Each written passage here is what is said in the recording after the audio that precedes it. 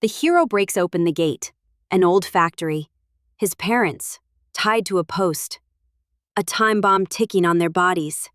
He fights the villain. Saves them. Applause. Happy ending.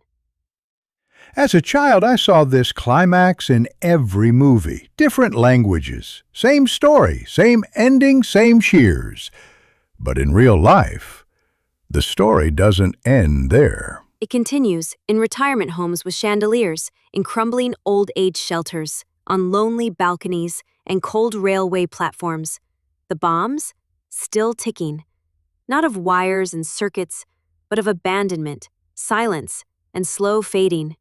Where are the heroes now? We were supposed to be, but we became the villains.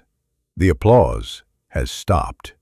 The count has begun. One forgotten parent at a time.